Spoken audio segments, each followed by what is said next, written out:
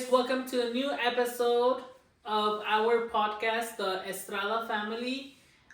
Today's topic, we're gonna talk a little bit of our opinions of all the movies out there that are about immigration, if like crossing the border and then life after that.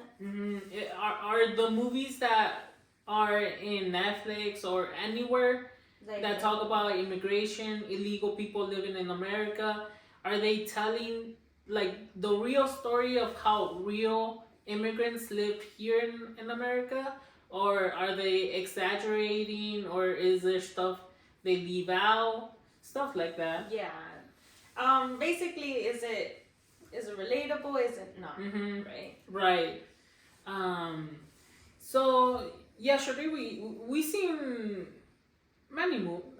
I've said Like a handful yeah, of yeah. movies. We've seen La Misma Luna, Bajo la misma Bajo la Misma luna. Luna, Siete soles. right? And yesterday we saw A Better Life. Mm-hmm.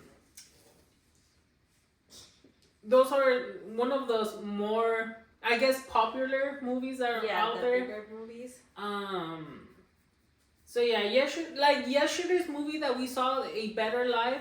What was your opinion on that one?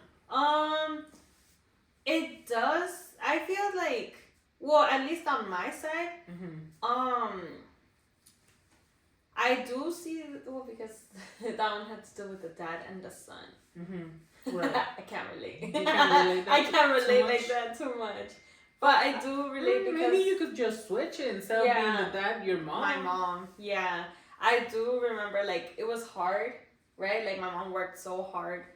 And it's hard being in a place that you don't know, like, the rules, the laws, like, and that you're alone here. Like, I do. Like, so that esa película, that movie, like, had to do with, like, a father who was an illegal immigrant, and then his son was born here, right? Right. And, like, they were, like, in LA, like downtown LA, right? Yeah. And so, like, the father's problem was, like, he worked for somebody else, right? And he was working all day. Yeah. The kid was staying home. And the kid was going to school, and he was, like, in danger because one of his friends was, like, pushing him to join his brother's gang, right? So, like, the father on one side, he was struggling because he had to, like, keep up with work. He had to save a lot of money because a lawyer, like, stole money from him. Yeah, because he promised him that he would get papers, and it never happened. Yeah. And all the bills. And then the son struggling with the gangs and all and school and everything. Yeah. So I feel like, yes, it is. It was kind of relatable. I did see it was kind of relatable. Yeah. I did think maybe the kid was exaggerating a little bit. Yeah, like the but kid maybe was, there is kids like that. yeah, but like he wasn't, like, he was ignorant. Like, he was like, he didn't understand his dad. Like, he thought he was better. Like, he just completely, since he was born here, he was completely like, he thought he was I'm not better than Mexican. anyone. Yeah, like any Hispanic people. Yeah. But yeah, I mean. But they are kids, right? Like, they Yeah. forget their roots. That are embarrassed to say that they're Mexican. Yeah. I did meet somebody like that. Yeah. Yeah.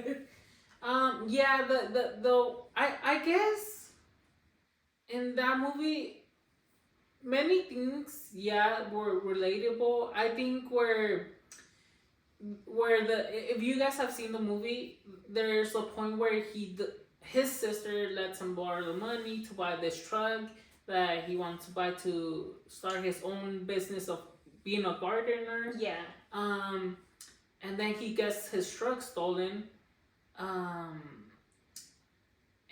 he gets his truck stolen, and then he sees a cop, but he's afraid to tell the cop because he's an illegal immigrant. So he ends up not telling the cop, being afraid of being deported. And so he tries on his own way to find his truck.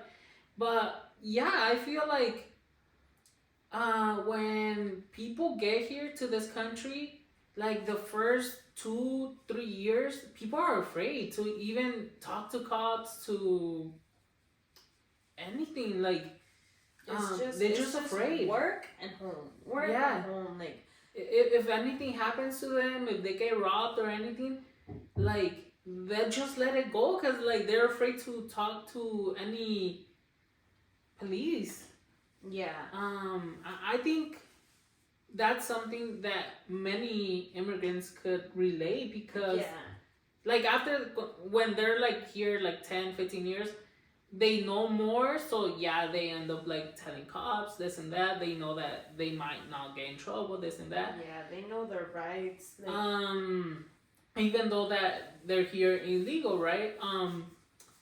But yeah, I think when people get here, everyone struggles. They struggle with having a place to stay because if they stay with family members, sometimes your own family are the ones that treat you the worst than strangers. yeah, And so yeah, that's something they struggle. Then like sometimes even family members might try to act that they're helping you find a job, but they're not because if they find you a good job, they rather take that job for themselves than to give it to you. There's many things that you could go with. And yeah, like the movie yesterday, yes, it was. I guess I get it in a little bit. I didn't grow up in LA, which I guess is worse. I grew up yeah. more in the That's valley, kinda- where I feel it's a little bit more calm down. But what about you though?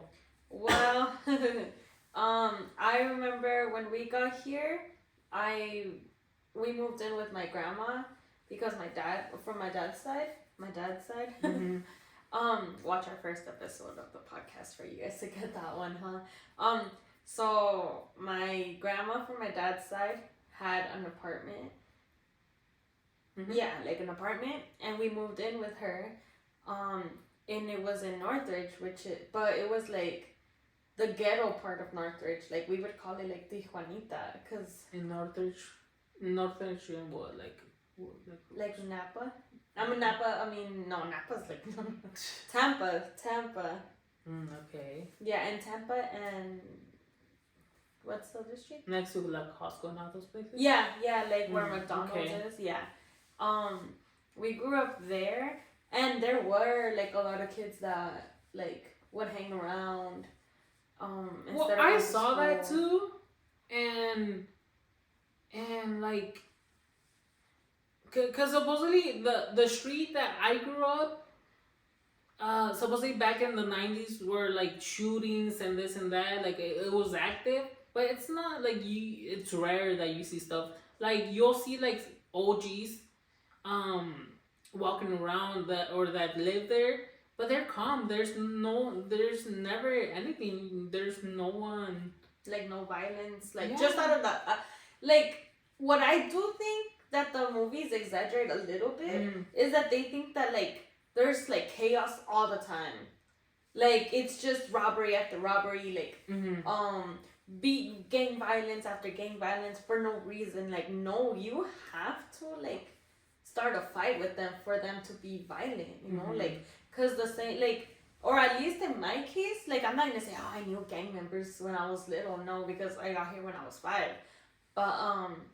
But I do like know like a few people that were like in gangs, and we would just pass by and like hola, and they would say hi back and like respectful, like they weren't like, oh, what's up, like why are you talking to me or nothing like that. Like it was always like, oh, hi, what's up. Yeah, yeah, I mean, I don't know. I guess everyone has a different point of view on like maybe gang members. Or at least that's in LA, cause Yeah, because I do remember seeing this TikTok video where I guess like Salvadorian gang members were bothering Mexican people living there because they were supposedly living in the wrong area. And maybe yeah, I get that, right? But I don't know. Like I never lived that, so I can't talk about that. And like and yeah, I mean, what other movie you think it's?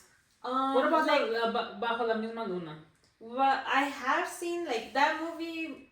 It's about like a mother who crossed to California, right, to the United States, and she had to leave her son behind. Mm-hmm. And her son like called her they called each other every week, right? Yeah. Once a week, and I guess like his grandmother passed away, right? Because she left him with her mom, Mm-hmm. and so she passed away, and so the boy like he tries like his best to like cross to the better side, right? Yeah. And he meets Eugenio Derbez, right? And and um and well, he like looks for his mom like tired, like but Yeah, not like being I tired, feel like right? in that movie the sad part is like you have this little boy walking deserts, walking nights and strangers and yeah, the fear of being alone, like yeah. having no other family member, because he reaches out to his dad, and his dad like doesn't help him at all. Yeah, I feel Like the kid even had to buy the dad lunch. oh yeah. Remember? Yeah. Oh my god. Yeah, I feel like sometimes like in the better life, you always see people waiting for work at Home Depots or this and that. And I feel like you think those people are people that just got here like maybe not too long ago and that's why they're standing there, or I feel like it's they just like it because I don't see that it's nothing wrong with it, but I feel like it's harder to get a job like yeah, that. like But I know, well, I don't know them personally, but I know people who know people that like, let's say they work, they get contracted for like 3 days. mm-hmm. So then since they have the other 3 days off, like they'd rather like go stand there. Like they don't really need to go work because they're already contracted for something. Mm-hmm. But if they can have like an extra day that they can work, then they go and stand in like the Home Depot. Okay. So it is sometimes necessarily where like they're like that's the only way that they can get their job, or there's just some people that have like an extra day off and they'd rather look for a job. I mean, wait for an opportunity, and if they don't find it, then they don't find it. But I do feel it's like hard for them, but like what else? Like you need to have connections to find a job, you know. Like there's some people, like there's like. Well, I'm saying it like in my perspective, like there's Mexican, let's say Mexican dads or Mexican men that like se apartan de la gente, you know, like they don't like amistades, they don't like friendships, they don't trust no one. Like let's say like Mauricio, right? Like my stepdad, he would separate himself from all his friends. So if he needed like another job, like it was not easy to come by. Like the only people that would connect him to another job would be like the people that he would work for. Like let's say like the owner of the house that he was working on or stuff like that. Because he didn't have friendships to connect him to like oh sabes que, like do you have a job for me? I'll go work with you. Or do you know somebody that's looking for like a handyman or something like that? Like he didn't have those type of connections. Yeah. Okay. So like I can see that like they'd rather just wait for an opportunity than like make a friendship. And I don't know. Some people are okay. Some dads like that are amargados. Yeah. But yeah. I mean, but I do think like it must be like so much harder to have kids like behind. Like and I do get it because like I've heard a lot of cases where they say, oh, I'm gonna come over here and I'm gonna send you money. I'll just do that for like 2 years and then I'll go back. Yeah. But it's not easy, you know. And like then, it's like they get addicted to like it's easier to like juntar dinero and like well while I'm here I need a car to move around, or while I'm here I need a place to stay. Yeah. Like it's hard, and then they just stay here for longer and longer. Yeah. Until they don't leave. Yeah, I mean, I guess the movies are telling a story where it is true, but sometimes they just focus on one thing and maybe they leave behind what other It's just, I feel like it's like different perspectives. Like there are people maybe que se vienen like 2 years only y si se van, right? Like the guy que ya le estaba dejando la troca al... Or maybe okay, like maybe yeah, okay. So we've seen A Better Life, Debajo de la Misma Luna, and Siete Soles, right? Yeah. I guess in Debajo de la Misma Luna, or each movie shows a little part where like, oh, there's maybe some immigrants, some families, they come first and then they bring the little kid, but the little kid struggles to get here, and then like A Better Life, it teaches you that, oh, sometimes the parents work all day and don't give the care that the kid needs, so then eventually he goes on bad paths. And then Siete Soles was like people crossing the desert but going wrong, dying in the desert. Like not being able, like those people, like in Siete Soles, so it's like a coyote crossing like, I think 7 people, no? Or like something like a big group, let's say. And like they were doing some shady business, because we have heard a lot of cases where coyotes like say they charge one amount, and then they don't go through with what they promise. But shout out to the good ones, right? Yeah. But like there are people who con, like the people that. Oh yeah, like not too long ago, we met these people from Guatemala, and like if you're from Mexico, it's easier for you just because you gotta cross on the U.S. But then these people were telling us that when they cross from Guatemala to America, they first have to cross Mexico's border, and that's where they gotta watch out the most, because now they're watching not only the Mexican border patrol but cartels, which is the worst. So sometimes instead of paying like a regular coyote, you're paying the cartel members to cross you from Guatemala, crossing Mexico to come over here. Oh, so because now they kill you or.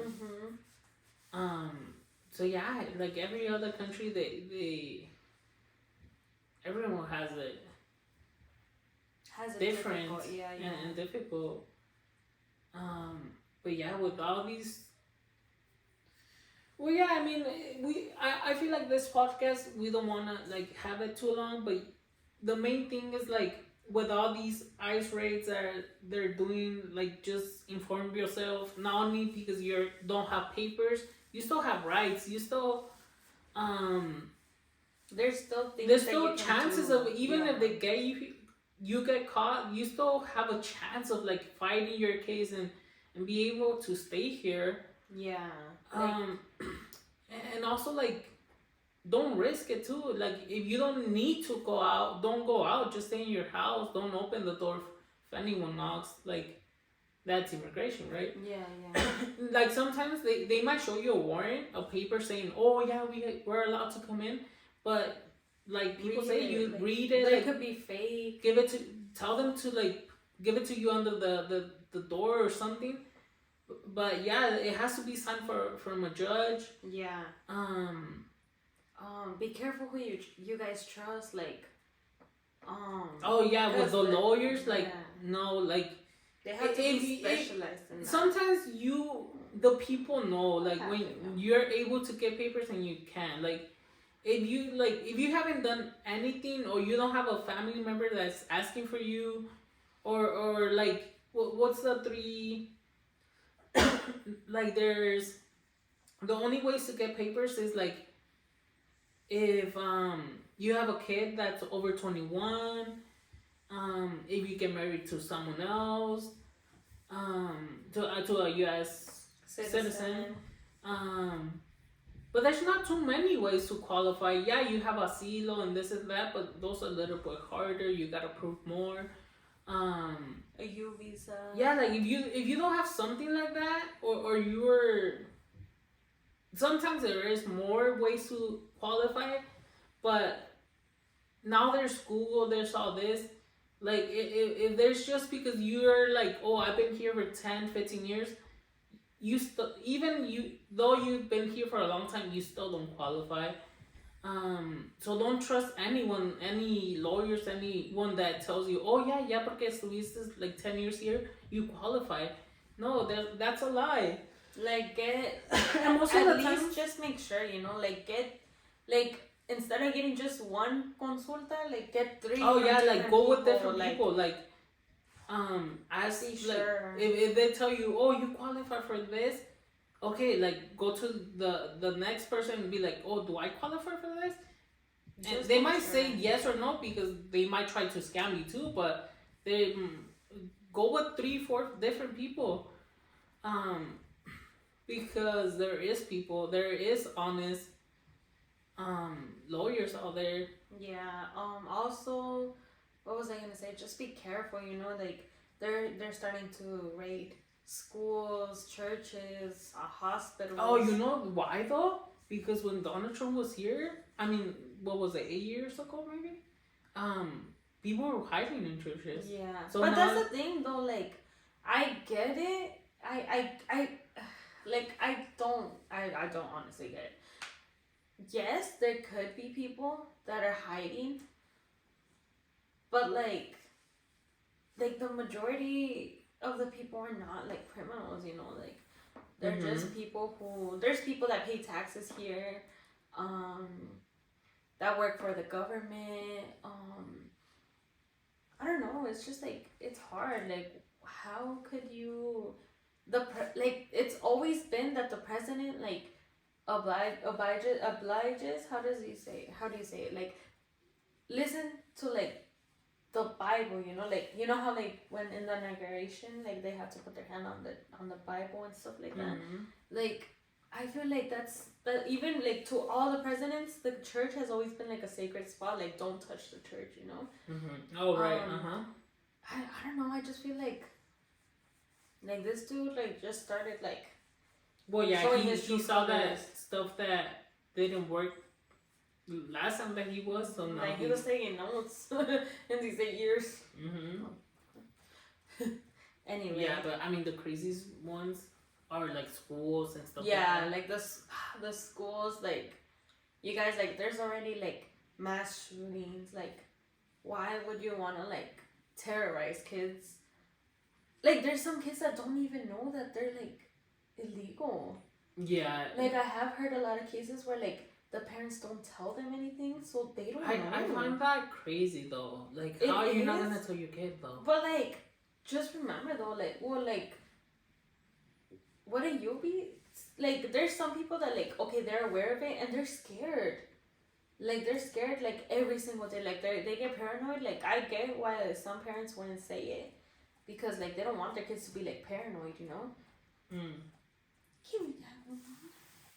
But yeah, I just feel like the school is taking it way too far. Church too, like okay, hospitals, right? Like, cause there could be hospitals, like, right. yeah, hospitals, okay, like they could be like the criminals, like could be like they got hurt and they got sent to hospital, okay, but like church, schools, like the schools is a really big thing to me. Like I did hear that they went into like a middle school, was it? Oh yeah, no. Yeah, I don't know if it was a middle school or an elementary school. There's teachers, like how the hell do they expect teachers to turn in the students if the teachers have been trained to like put themselves first in front of the gun if there's like a mass shooting? Like how come if they're willing to give their life for the kids, no matter who they are, like what makes them think that the teachers are gonna turn them in?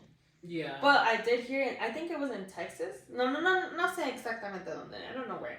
But there was a teacher who called ICE and like told them like, oh, I have these like tantos kids, yeah, that are illegal. And they went. And I don't know. They haven't went yet, but like they're investigating the teacher right now. So fuck you, teacher. Okay. Screw you, teacher. Anyway, but it's just sad, you guys. Like, just be safe.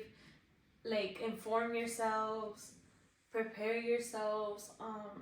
Don't open the door. Don't trust a lot of people. Like, make sure who you trust. There have been like people saying that like they're gonna be paying attention to like brown people who get into the car. They're gonna be writing down the license plates and then sending them to ICE. I did hear that in the news. Yeah, just I did hear that too, but just the main thing, like inform yourselves. Don't go out, like especially if you're hearing that it's like let's say you live in Pacoima, right? If you're hearing that it's gonna be in Pacoima, don't go outside. Don't risk it, you know. Like remember, you guys have kids, family members who need you. Just stay informed. Keep your eyes open. Yeah, well, guys, I guess about that. That's pretty much it that we wanted to say. Well, yeah. What do we say, baby? The Squid Games have commenced. The Mexican Squid Games. A los malos tiempos, buenas caras, right? To the bad times, good faces, right? Happy faces. We'll see you guys until next time. Bye.